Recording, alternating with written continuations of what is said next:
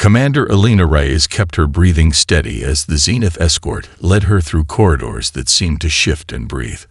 The walls of the mothership weren't metal, but some crystalline substance that pulsed with internal light, responding to the movements of the beings that had claimed dominion over humanity.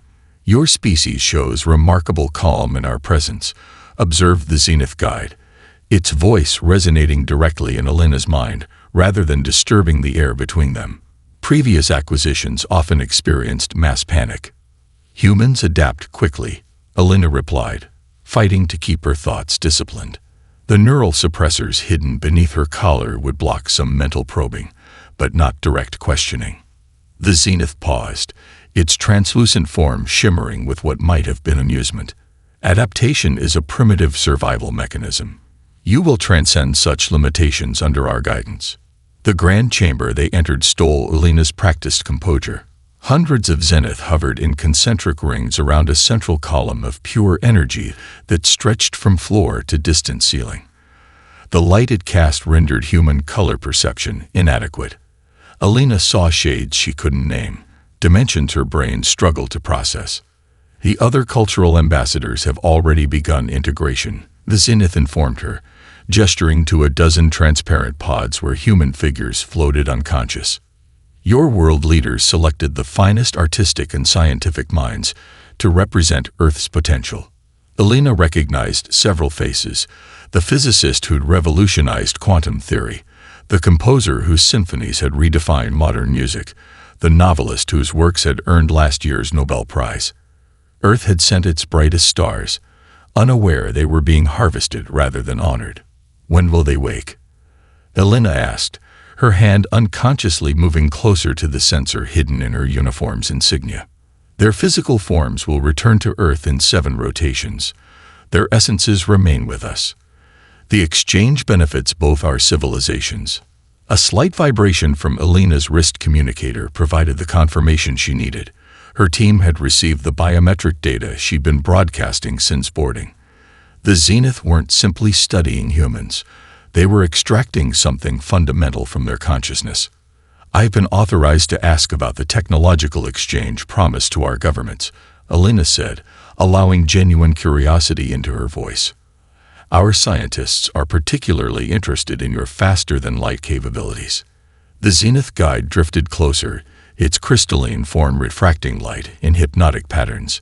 "Your species still perceives space and time as separate dimensions. Such limited understanding makes true explanation impossible." Alina pointed toward a spinning mathematical projection near the chamber's entrance. "That sequence resembles our Fibonacci spiral. Perhaps we're not as limited as you think." The Zenith froze momentarily, its internal lights flickering in an irregular pattern. Alina had noticed this reaction before, when humans did something unexpected.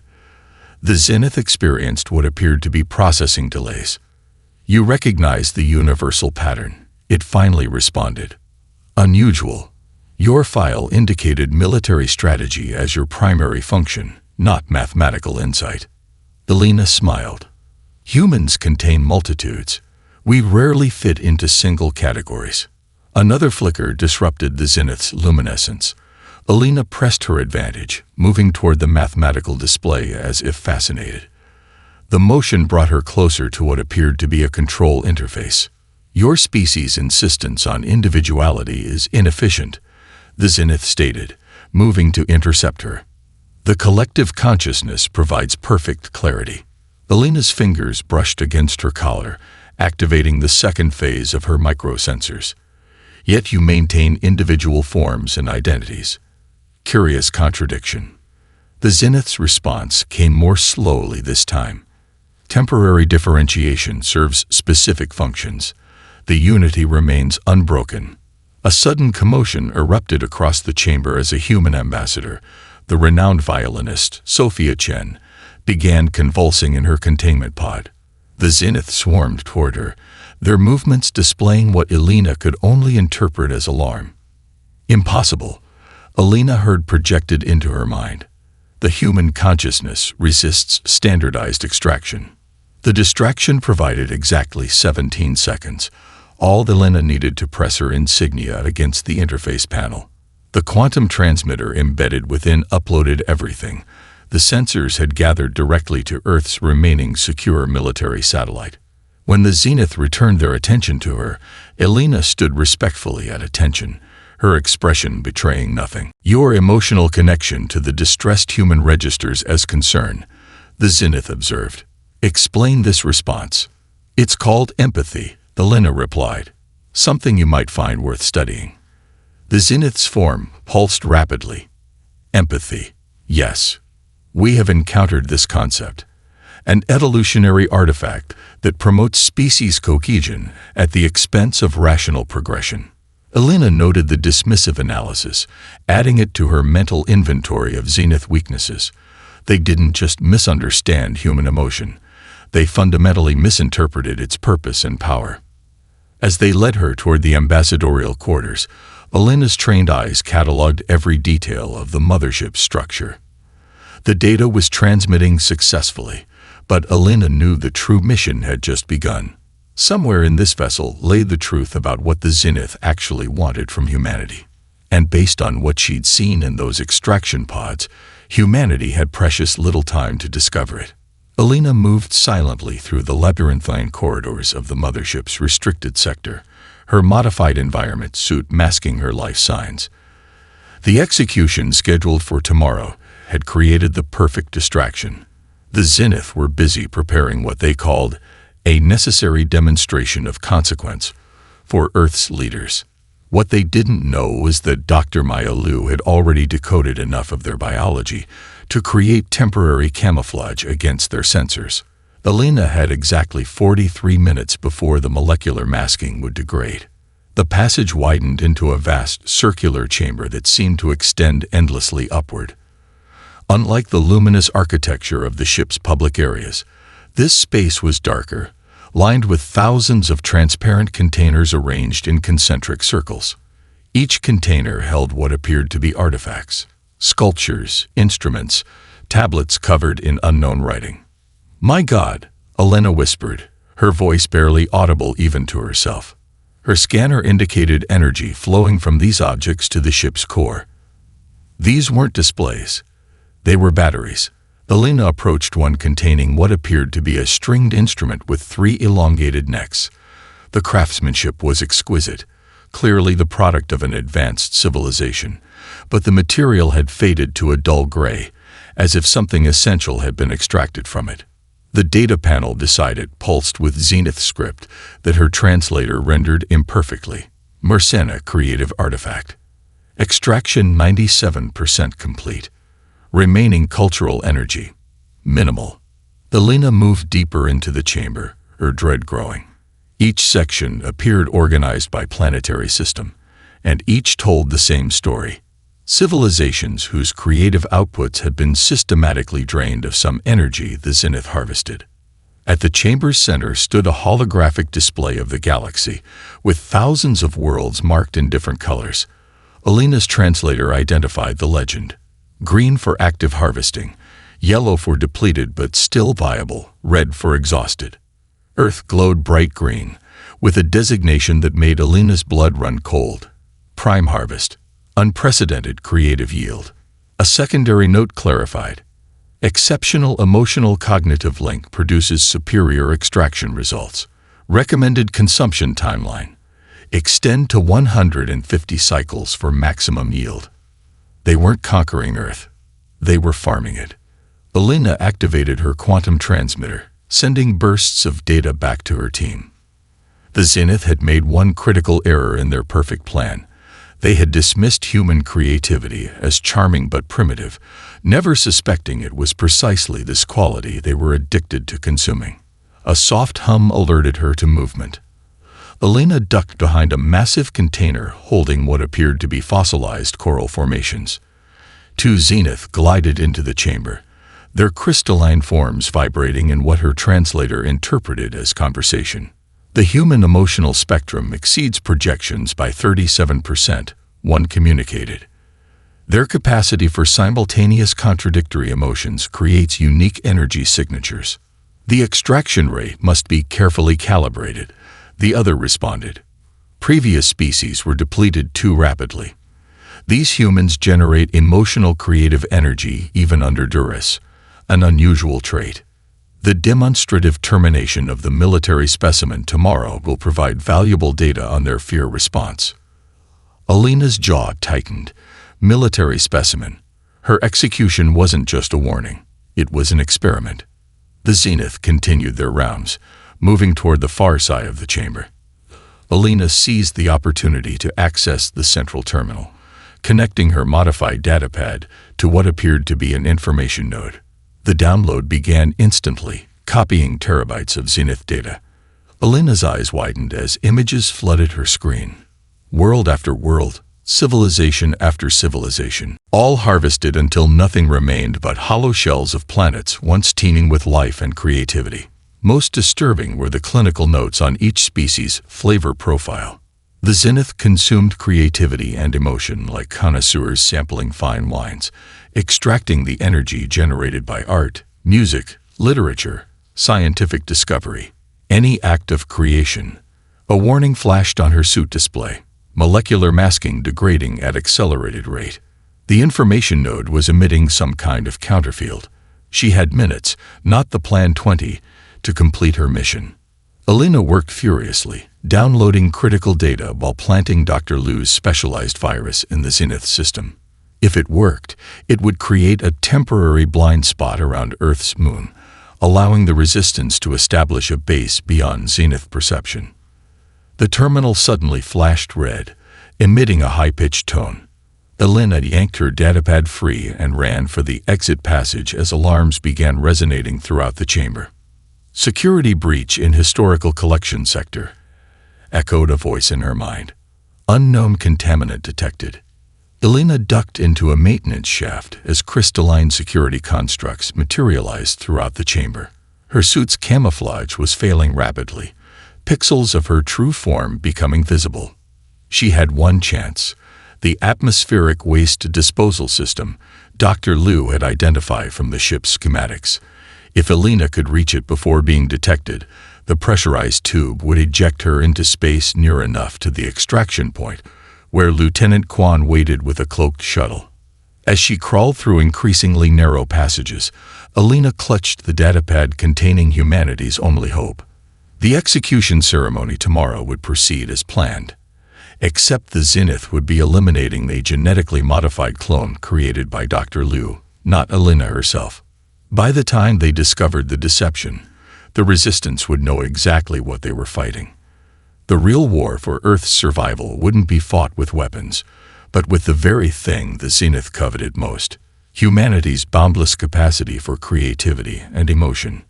Alina reached the disposal chamber as her suit's camouflage failed completely. Behind her, she could sense the Zenith security forces converging. She sealed the inner door and initiated the ejection sequence, feeling the rush of decompression as the chamber prepared to expel her into the void of space. "Not gods," Alina whispered as the outer door began to open. "Just addicts."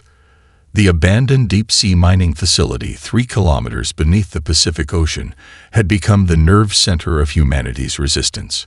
Zenith sensors couldn't penetrate the combination of water pressure, electromagnetic interference from hydrothermal vents, and the specialized scrambling technology Dr. Liu had developed. Alina stood before the assembled team. 37 humans selected not for their military prowess, but for how their minds worked. The neurologist, Dr. Sanvi Patel, adjusted her display showing brain activity patterns. The Zenith perceive reality through quantum probability patterns, Dr. Patel explained, pointing to the standard human neural map on the left. They've evolved to predict behaviors based on logical progression. But these minds, she gestured to the varied patterns on the right, operate outside standard parameters. Alina nodded, "Which is why they can't track us." Javier Morales, a composer with synesthesia that allowed him to literally see sound, raised his hand. "You're saying my broken brain is actually our advantage." "Not broken," Alina corrected. "Different. The Zenith evolved beyond individuality into a hive consciousness. They sacrificed cognitive diversity for processing power. Morella's brain scans showed neural pathways that connected auditory and visual centers in patterns Zenith predictive algorithms couldn't map.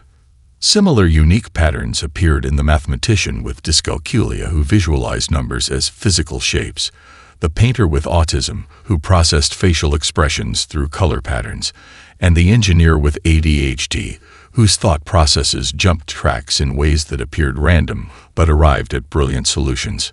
Operation Mindstorm begins tomorrow, Elena continued. Each team has been assigned transmission points near Zenith communication nodes. Your job isn't to destroy their technology, but to confuse it. She turned to Morales. Your composition in 7 simultaneous time signatures. He grinned. Ready. It creates mathematical paradoxes when processed as data. Dr. Kasongo, your optical illusions. The neuroscientist nodded. 12 variants that exploit the quantum field effects in Zenith visual processing. They'll see permutations that don't exist in our reality. Elena moved around the room, confirming each team's specialized cognitive weapons. What looked like chaos to conventional military thinking was actually precisely targeted neurological warfare. Lieutenant Quan entered, escorting 3 figures whose non-human anatomies moved awkwardly in the Earth normal gravity. The resistance members fell silent. Our allies, Elena announced, rescued from the processing station in orbit. The tallest being stepped forward on triple-jointed legs. Its translucent skin revealed complex circulatory systems in brilliant blue. I am Mexcalin of the Meridian Worlds, it said through the translator. We have watched your resistance with. I believe your word is hope. The second alien, whose insectoid features included compound eyes that reflected the room in fractured images, chittered before the translation came. The Zenith conquered our world centuries ago. They farm our creativity but leave enough for survival. You humans fight differently. Because they've never encountered minds like yours, the third alien said. This one appeared almost human except for the silver-flecked skin and 6-fingered hands. I am Celine, last scientist of the Vega Collective. Your species possesses something we lost generations ago under Zenith control. What's that? Asked Dr. Liu. Unpredictability. Celine replied. The willingness to attempt what cannot succeed. The Zenith call it irrationality. We have come to recognize it as your greatest strength. Elena activated the central display, showing the locations of 50 Zenith facilities across Earth. Our allies have provided crucial intelligence.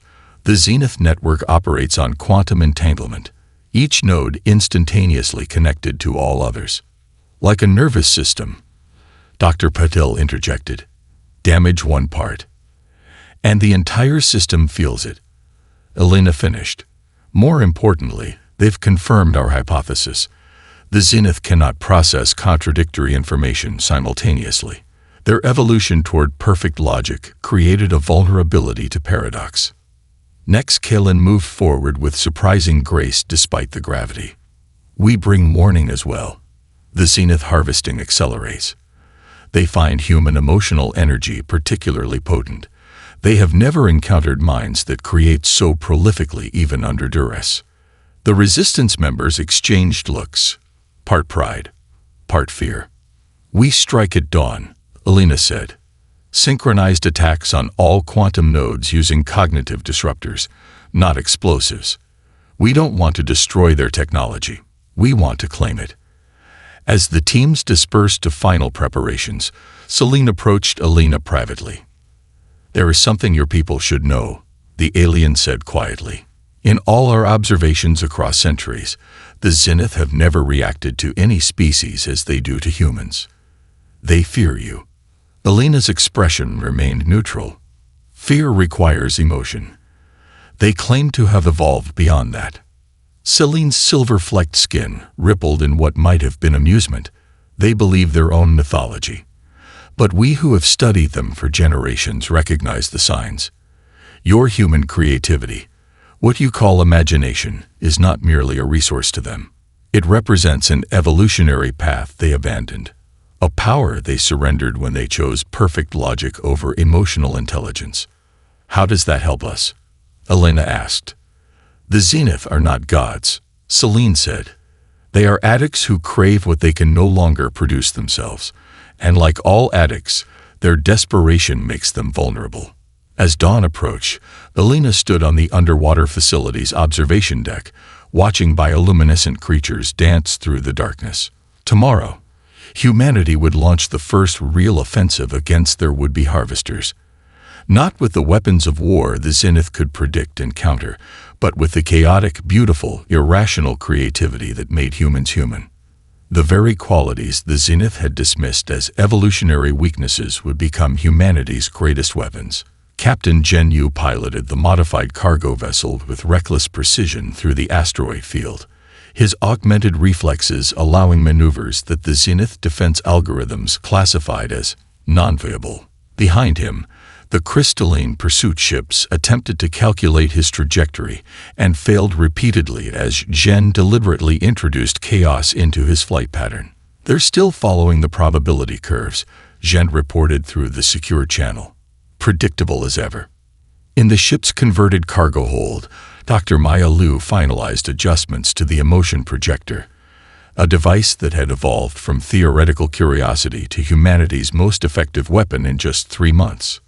"Emotional payload primed," she confirmed, using the Nakamura Symphony recording from the Tokyo Shelter concert. Elena's voice came through the quantum-encrypted channel. "Satellite data shows 3 Zenith harvesters converging on your position. The symphony should create sufficient dissonance." The Nakamura Symphony had been composed in the refugee centers after Shanghai's devastation. The piece contained the full spectrum of human emotional response to tragedy: grief, rage, hope, defiance, and an underlying faith in renewal.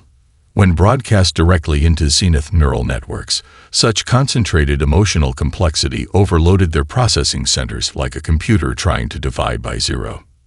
Zhen brought the ship into a spinning dive between 2 massive asteroids, a maneuver with a 78% probability of destruction according to standard physics. The pursuing Zenith vessels hesitated, their tactical systems unable to reconcile the human willingness to attempt such an irrational action. That moment of hesitation was all Dr. Liu needed.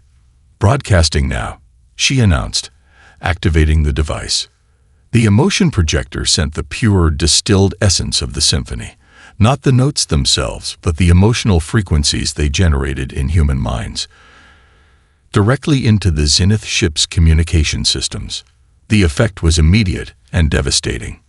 The lead Zenith vessel's crystalline structure began pulsing erratically, its navigation systems failing as the emotional overload corrupted its quantum computing matrix.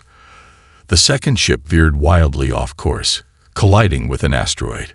The third simply went dark, its systems shutting down completely rather than processing the incomprehensible emotional data. "Confirmed hits on all 3 targets," Elena's voice reported. "Extraction teams moving in to recover Zenith technology, and any beings held in stasis." Across the solar system, similar scenes played out as the retrofitted human fleet executed what the Resistance had dubbed Operation Beautiful Madness. Attacks that succeeded precisely because they should have failed, employing strategies no logical species would attempt. As Zhen brought their ship around to rendezvous with the extraction team, Dr. Liu studied the readings from the discipled Zenith vessels. "Elena," she said quietly, "I'm detecting something new in the Zenith response patterns. This isn't just system failure. These readings almost look like..." "Like what?" Elena asked. "Like emotional awakening," Liu replied. "As if we're not just short-circuiting their logic, we're reactivating something they lost long ago." The captured Zenith, designated Echo by the Resistance, hovered in the containment field, its crystalline structure fluctuating between translucent blue and an unprecedented amber hue. Dr. Liu monitored the readings with growing fascination. "The emotional stimuli are creating new neural pathways," she explained to Elena. "It's like watching evolution in fast forward." Elena approached the containment field cautiously. Echo had been damaged during a raid on a harvesting station near Mars, its connection to the hive consciousness severed by an emotion bomb. For 2 weeks, they had exposed it to carefully calibrated human emotional experiences: music, poetry, recorded laughter, even children's drawings. "Can it understand us?" Elena asked. "I believe so," Dr. Liu replied. "But communication may be different than we expect." Echo's form pulsed rapidly as Elena stepped closer. Unlike the uniform crystalline structures of other zenith, Echo's surface had begun developing unique patterns, asymmetrical formations that resembled organic growth. "I'm going to attempt direct neural interface," Elena announced, causing immediate protest from the observation team. "Commander, the risk is unacceptable," Dr. Paddle argued. "We have no idea what zenith consciousness could do to a human mind." Elena removed her jacket, revealing the neural interface nodes Dr. Liu had surgically implanted. "We've modified their technology to work with human neurophysiology. The connection will be buffered and limited." Before further objections could be raised, Elena activated the interface. Her body stiffened as the quantum connection established, her consciousness extending beyond its biological constraints. Inside Echo's mind, Elena encountered not the cold, mathematical precision expected of zenith thought, but something far more complex. Buried beneath layers of rigid logical structures lay chaotic, swirling patterns that resembled human emotional states. These weren't new formations. They were ancient, suppressed architecture being reactivated by exposure to human emotion. They didn't evolve beyond emotion. Elena gasped as the connection terminated. They imprisoned it. Dr. Liu steadied her as she stumbled back from the containment field. "What did you see?" "Their entire history," Elena said, her voice shaking. "Billions of years ago, the zenith were emotional beings like us. They nearly destroyed themselves in a war fueled by fear and hatred. Their solution wasn't to evolve beyond emotion, but to lock it away, to partition their consciousness." Echo's form had stabilized into a rich amber color, its surface now covered with intricate patterns. For the first time, it spoke directly to them without using telepathic intrusion. Elena's team raced through the lunar facility's emergency ducts, the reduced gravity allowing them to move with bound-like strides despite their tactical gear. Echo, its crystalline form now a deep amber with intricate patterns, flowed alongside them like liquid light. "The quantum detonator control room is 2 levels down," Lieutenant Santos reported, checking the facility schematics on her heads-up display. "Y has fortified the approach with plasma barriers." A violent tremor shook the structure. Outside, the battle between Y's scorched earth faction and Elena's forces illuminated the lunar darkness with weapons fire and energy discharges. "Y believes he's saving humanity," Elena reminded her team. "Remember that when we confront him." They reached a sealed bulkhead where Echo paused, its structure rippling. "I sensed the quantum device. It communicated directly to their minds. No longer the invasive intrusion of zenith communication, but a gentle sharing of thought. Its resonance pattern is wrong, destabilizing." Dr. Liu consulted her instruments. "The power signature is off the charts. If that device detonates, it won't just destroy the zenith mothership. It'll tear a hole in space-time that could expand exponentially." "Wei thinks he's chosen the lesser evil," Elena said grimly. Echo's form pulsed rapidly. "Allow me to interface with the door mechanism." The crystalline being flowed into the control panel, momentarily becoming one with the facility systems.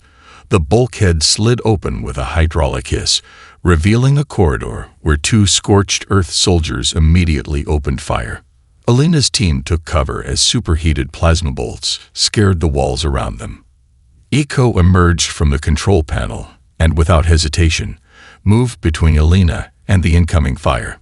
Its crystalline body absorbed the energy blasts with rippling patterns of light. "Go," Echo urged. "I will occupy these humans." Elena signaled her team forward as Echo extended crystalline tendrils toward the defenders, not to harm but to connect. The soldiers' expressions shifted from hatred to confusion as Echo shared emotional impressions directly with their minds. The team descended to the control level, encountering increasingly desperate resistance. The facility rocked with another explosion as Wei's forces on the surface deployed mining explosives against Elena's approaching reinforcements. They reached the final corridor to the control room when Dr. Liu's scanner emitted a warning tone. The quantum countdown has initiated. We have less than 3 minutes. Through the reinforced viewport, they could see Wei alone at the control console, his expression resolute as he monitored the detonation sequence. "Jackson," Elena called over the communication system. "You need to stop this." Wei looked up, his eyes finding hers through the viewport. "Elena, I wondered if you'd come." His voice was calm, almost peaceful. "You know there's only one way to ensure humanity's survival. The Zenith cannot be trusted." "They're not what we thought," Elena insisted. "We've discovered more manipulation." Wei interrupted. "They're harvesting worlds, Elena. I've seen the evidence you yourself collected. This ends today, one way or another." The countdown on the massive quantum device behind him continued its relentless progression. 2:17, 2:16, 2:15. "Liberation," it said, the single word carrying complex overtones of gratitude, fear, and wonder. Elena turned to the assembled team, her expression grave but determined. "The awakening protocol isn't just a weapon, it's restoration. The Zenith aren't our natural enemies, they're amputated versions of what they were meant to be." Dr. Liu understood immediately. "You want to awaken them all?" "Yes," Elena confirmed. "Not to destroy the Zenith, but to make them whole again." The bridge of the United Species flagship Prometheus hummed with activity as representatives from 17 formerly subjugated worlds coordinated the assault on the purest stronghold. Admiral Elena Reyes studied the tactical display, where thousands of ships, human vessels alongside those of their alien allies, and the divided Zenith, converged on the massive Purist fleet guarding the approach to Sagittarius A*. The Purists have positioned their primary defense grid at the stable Orta threshold, reported Captain Nexkillen, the Meridian tactician whose species had served the Zenith for 12 generations. "Their computational models expect us to approach from multiple vectors to divide their response." Elena smiled. "Then we'll do the one thing they won't calculate. We'll go straight through the middle." The bridge fell silent. Commander Santos voiced what everyone was thinking. "Admiral, their central defense concentration could destroy half our fleet before we reach firing position." "Conventional physics would agree with you," Elena replied. She turned to the crystalline being hovering beside her navigation station. "Lumina, show them." The transformed Zenith, one of the first to embrace emotion and join the Alliance, projected a complex mathematical model above the tactical display. The Purists calculate using standard spacetime equations. Lumina explained, its voice resonating with harmonics that conveyed both determination and excitement. "They believe the black hole's gravity well creates an impassable barrier except at calculated safe distance." Dr. Maya Liu stepped forward, her weathered face reflecting the years of struggle since the revolution began. "But we've discovered something the Purists refuse to acknowledge. The musical harmonics of human composition can create stable resonance patterns within quantum fields." In simple terms, Elena added, "We can sing to spacetime, and it sings back." Across the fleet, special emitters developed by human musicians working alongside divided scientists began broadcasting the complex harmonies of the Galactic Symphony, a piece composed by children from 100 worlds. The quantum field surrounding Sagittarius A* responded, rippling with patterns that created momentary tunnels through the black hole's defensive perimeter. The Purists call this approach irrational, Lumina noted, its crystalline structure shimmering with what Elena had come to recognize as amusement. They cannot comprehend using art as a weapon. On the tactical display, the Purist fleet began shifting position, their formations breaking as their predictive algorithms failed to account for the quantum distortions created by the musical broadcast. "All ships, advance through the harmonic corridors," Elena commanded. "Maintain symphony coherence at all costs." The United Fleet surged forward, their ships passing through tunnels in space-time that existed only because human creativity had imagined they could. Purist vessels fired desperately, their weapons calculations disrupted by the unpredictable fluctuations. A Meridian cruiser took a direct hit, its hull breaching in a silent explosion. Two human destroyers moved to cover the damaged section of the formation, improvising a defense pattern that hadn't been part of the original plan. The purists still don't understand, Lumina observed as the fleet closed distance with the enemy. Even after a century fighting us, they cannot accept that emotion doesn't make strategy weaker, it makes it adaptable. Elena watched as the first wave of Allied ships entered weapons range, human vessels flying alongside beings that had once been their oppressors. "That's why we'll win today," she said. "Not because we're stronger, but because we're willing to change." Admiral Elena Rice stood at the observation window of Harmony Station, her aged frame supported by subtle exoskeletal enhancements as she gazed at the Earth-Moon system below. 100 years of conflict and transformation had turned humanity from prey into partners in a new galactic order. "The Andromeda delegation has cleared the final jump gate," announced Captain Kwan, now in his 70s but still serving as Elena's aide. "Their approach vector follows exactly the path we suggested." "How very trusting of them," Elena remarked with a smile that carried the wisdom of her 132 years. The massive chamber behind her bustled with representatives from thousands of worlds.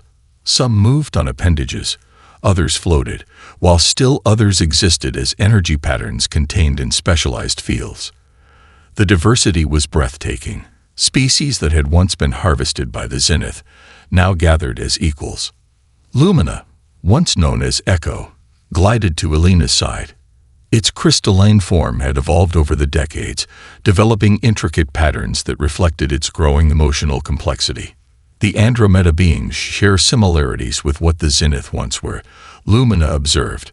"Their signal patterns suggest they've chosen technological ascension over biological evolution. And like the old Zenith, they've been expanding through their galaxy," Elena added.